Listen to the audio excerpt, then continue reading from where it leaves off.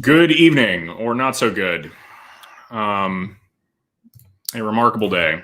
So, I don't have too much to say about it. I mean, other than just like, it can't happen a lot faster than I thought. I mean, if they would ban the president, they'll ban anybody. I figured what I would do. I mean, I've been on Twitter aggressively over the last few hours, so just going through kind of what I've seen, and it'll give us a chance to go through some of the news and see what's happening. So, like where to start? President Trump is banned, but that's not the only person. Sidney Powell, General Flynn, and accounts even like Technofog. Many of you may not know the Technofog account, but the Technofog account is is a really, really important one. So, people are saying, I'm going to put some banners up. People are saying I'm leaving Twitter no later than noon tomorrow, and there's a lot of kind of negativity about Twitter, and it's totally justified. But I really do want to say, like, what we saw today with Parler is sort of one indication of the basic problem with the current state of the marketplace, right? Parler's entire premise is that they're competing with Twitter on the basis of not censoring, right? That's their competitive edge. They don't have better technology than Twitter. The user experience isn't as good. It's not as clean. The UI is not as nice. Like Twitter, Parler is not bad. It's like, but it's clearly second best in terms of the basic functionality of the app. They compete. Their competitive advantage is that they don't censor. The problem is that competitive advantage won't sustain itself if Google and Apple will not let them run their app in the way they see fit. That's the first obvious big problem. And once you realize, between Apple's iOS and Google's Android, those two operating systems control something like 98% of the global mobile phone market. In fact, I want to actually, how much do iOS and Android market share mobile OS? Wow. Okay. So this is actually pretty good. I'll show this to you really quickly. Let's just zoom in on this so you get a sense of how big an oligopoly this is. This is the combined market share, 71.18% Android worldwide, and then 28% Apple. How about in the United States? Let's see, maybe they have that in the smartphone market share. Here it is, 61% iOS and 40% Android. 0.11 is the next biggest one at Samsung. 0.11. Literally 99.9% market share combined between iOS and Android. That's oligopoly power, right?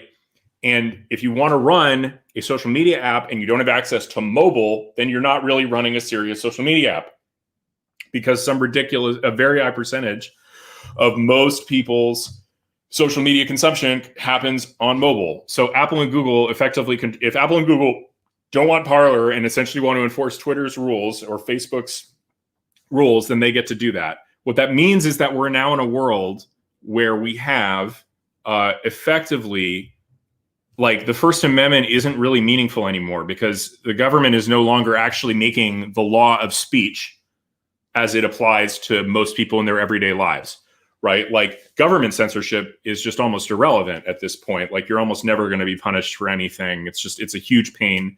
But in reality, these companies are now making the law of speech. And not only are they making the law of speech, they're also the prosecutors and the judges and the executioners. The judges, the juries, and the executioners, right?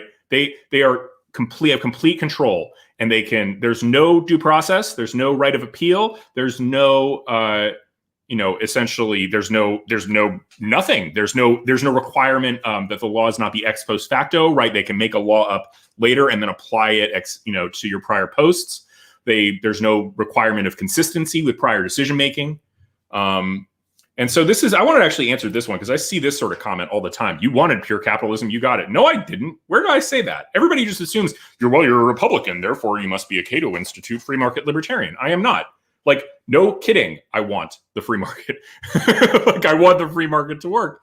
But I don't care that I'm infringing on Facebook or Twitter's private property rights. We already settled the debate about whether or not private property rights and rights of free association of companies trump individual civil rights. We settled that one in 1964. The debate's over, right? And the question is just how much discretion should these companies have to deny service? And I think it's a lot less than they currently do. And they certainly, I mean, the fact that they're not even scared of banning the president of the United States, that's really, really very scary. Where are we going here? Right. So I want to go back to my feed. As Parscale actually has a good tweet here. This is where people are dumb, quote.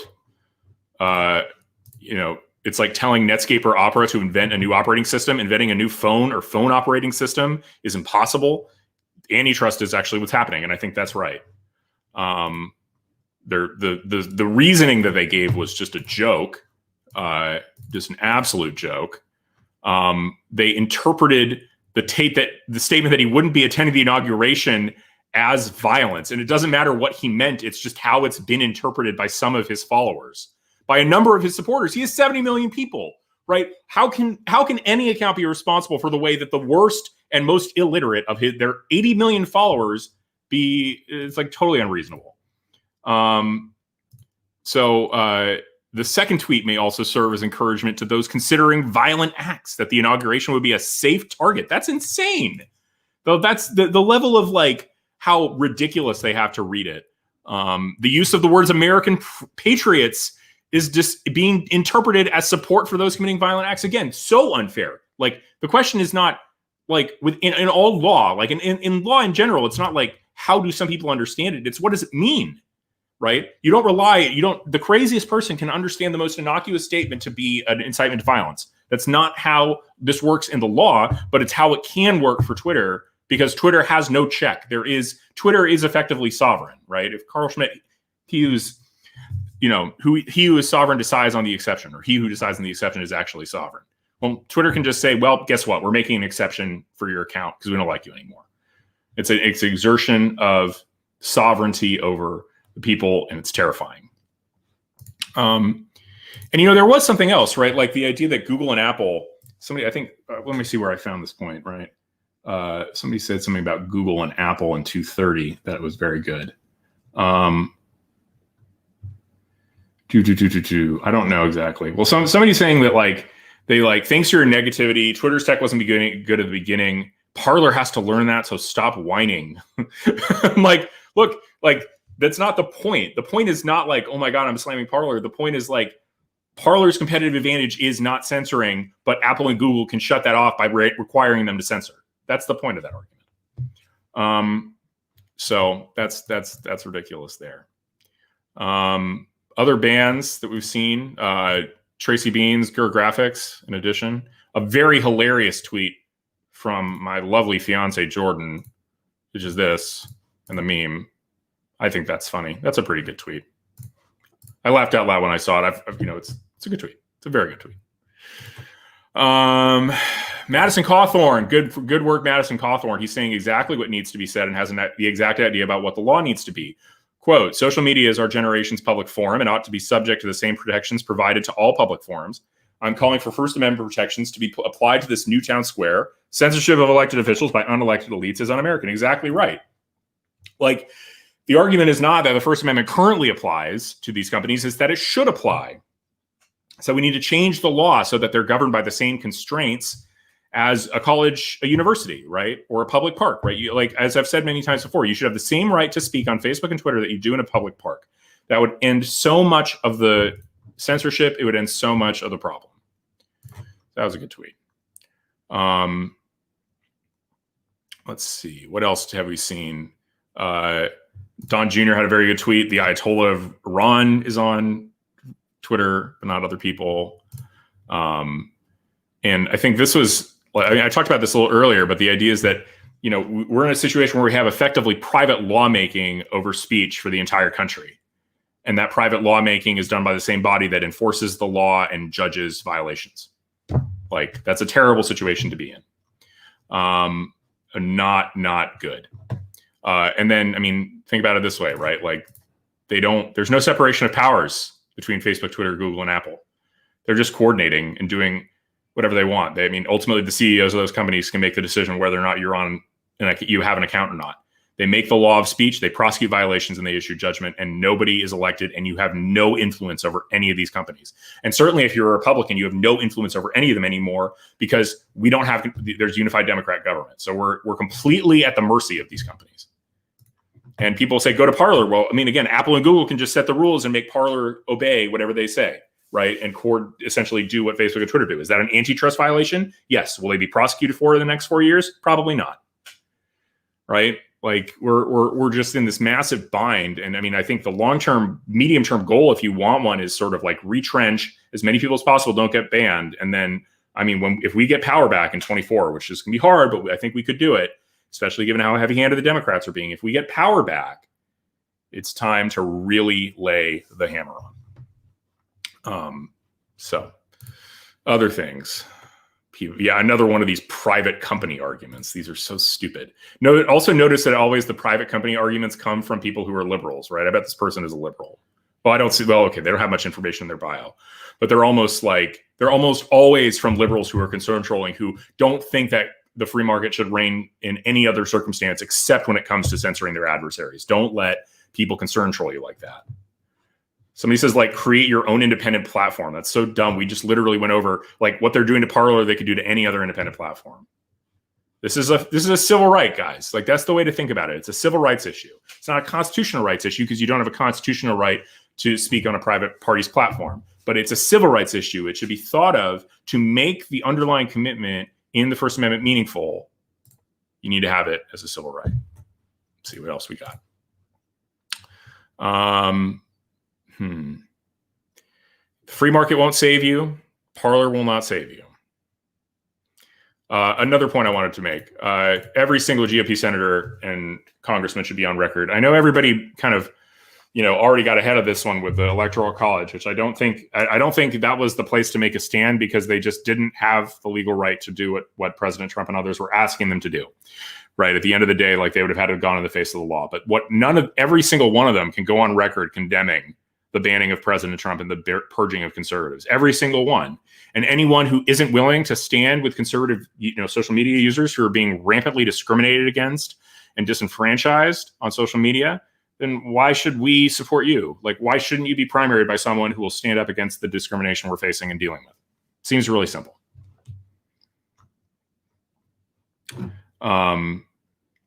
So that seems like an obvious answer there. And then, again, I think that's also what I said here. The senator is okay with the president being censored. They're okay with every single one of you being censored. It's just true. I'm not like trying to like promote my tweets. It's more that I'm using this as sort of a guide because I just wanted to go live. Great tweet from Michael Knowles making the point that, like, build your own X is a terrible argument, because if you don't control the layer above that, then you're screwed.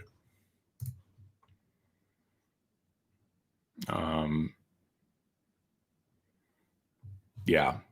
Libertarians, this libertarian shilling for Jack Dorsey's right to kick you off his platform being more important than the rights of millions of people to speak their mind and participate in public discourse. Let's see. Here's another interesting point. I forgot about this one. Apple and Facebook have, Facebook has a ton of crappy content. It takes a while for them to pull it down. Twitter has a ton of crappy content.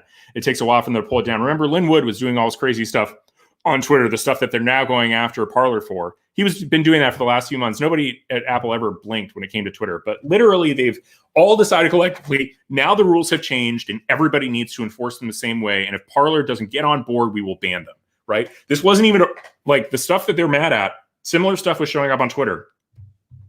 And it's not ridiculous. Let's go through some comments now. 3 companies own several platforms from Dominic, break them up. I agree. I don't think that's the ultimate solution, though. I really think like different they all still might behave in the same oligopolistic fashion, right? Like, assume, if you break them up, assuming like they're all going to be the same employees, just now working at slightly different companies, but they're all going to have the same incentives. I don't think breaking them up solves the problem. I think ultimately you need to say, this is like a systemic problem in Silicon Valley, in the same way that Silicon Valley harbors a fundamental Silicon Valley harbors throughout its entire ecosystem a fundamental anti-conservative bigotry. The only way to remedy that, to end that bigotry sway is to come out at the federal level and say, you're discriminating against conservatives and that's now illegal. Stop it, right? Stop it or we like sue you into oblivion. That's the way to solve this problem. It's a, you know, like you can, because like 3 versions, if you divide Google in 3 and take all the employees and put them in 3 separate companies, they all still censor us. When was the last time our government actually enforced antitrust? 20 years? Who knows? I mean, it just generally doesn't do it. Antitrust law has been weakened substantially. This King Bronk, this is indeed a national security issue. The president needs to be able to communicate with his people, and he's not currently able to. Somebody said the president joined Parler. Hopefully Pelosi, Biden, and Harris never do. Like, there's actually a little problem with that thinking. We don't want to be self-segregated into like a social media ghetto where we have no influence and no ability to like influence public discussion, public conversation. Like journalists aren't on Parler, celebrities aren't on Parler. Like most people aren't on Parler. It's a smaller platform. If we're stuck there, even if we're talking to ourselves, we're not talking to the broader world, and that's not persuading and bringing people in. That's a big problem. This is a point I wanted to talk about. Noodles for You says, Apple says Parler has to be responsible for content 230. Here's the big irony and the big hypocrisy. Apple and these other big tech companies lobby aggressively to maintain Section 230 because they understand they shouldn't be responsible for what people randomly say on their platform, and they should never be liable for it. But they're willing to nuke and ultimately destroy Parler and completely run it out of business if it will not like held itself responsible, essentially say that to essentially waive its own 230 protections. Like that's effectively what they're demanding. You know, you may have 230 when it comes to government and like lawsuits from random peons, but when it comes to us, you don't get 230 protection. Like Apple and Google, here's the line. This is a tweet. I'm going to watch me tweet this live. You know, Apple is demanding, we can do this right. I'm actually going to quote Noodles for You if you're on Periscope. So this is a good point because I want to like that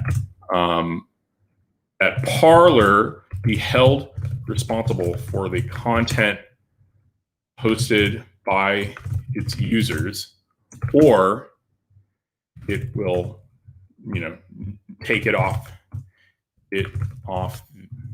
iOS.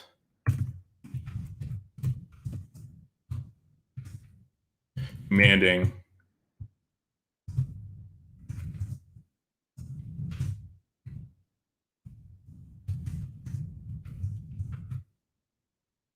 wave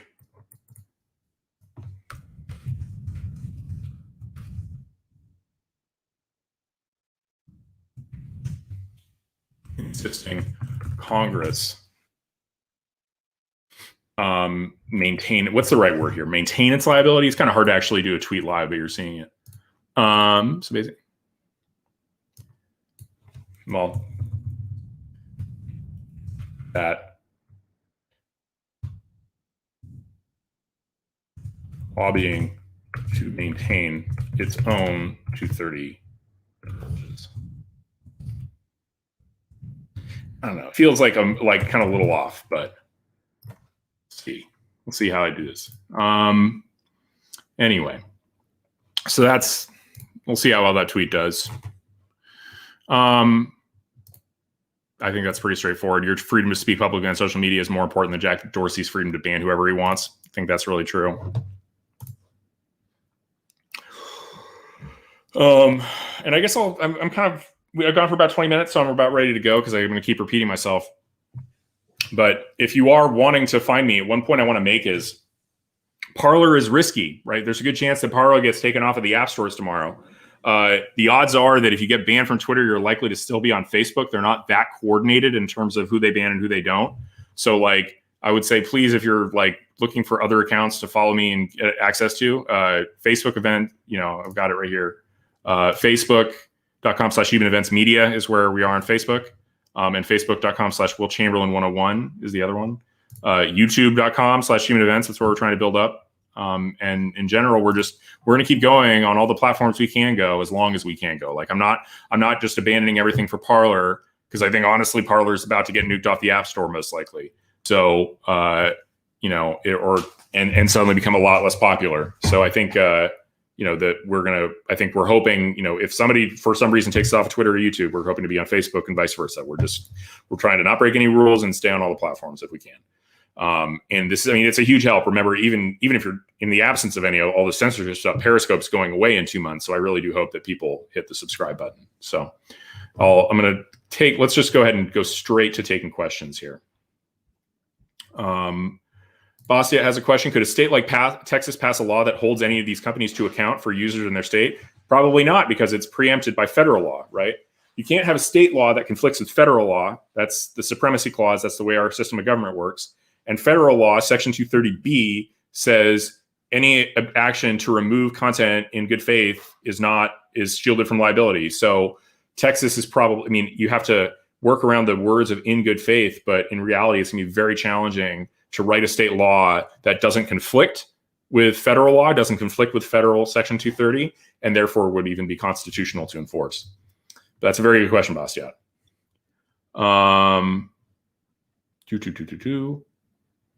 Parler is getting an influx of new users that servers are getting taxed, and I just hope it survives at this point. I just hope it survives. Rush Limbaugh suspended on Twitter. I did not see that. Let's see if that's true. That's wild. So, I guess, what's the nice thing to do to a dying man, right? Really? I don't see, has he been suspended? I don't see, I'm not seeing it on the latest notice, so I'm not going to, or wait, here we go. Real R. Limbaugh has been, oh no, the account doesn't exist. It's deleted. That's not a suspension. That's a deletion. So I don't know that that's a real thing. Everyone will be purged. Just watch and see. I don't want people to close their Twitter accounts. Again, we have to fight to be on these platforms. Yeah, it's terrible. Let's see. Gateway Pundit. It's a good question. Let's see how Gateway Pundit's doing. Yeah, Jim's still on. I don't know why he's not followed. The Team Trump account's been suspended. Wow. Just it keeps going. I think because they thought the president was using the Team Trump account. It's just so aggressive.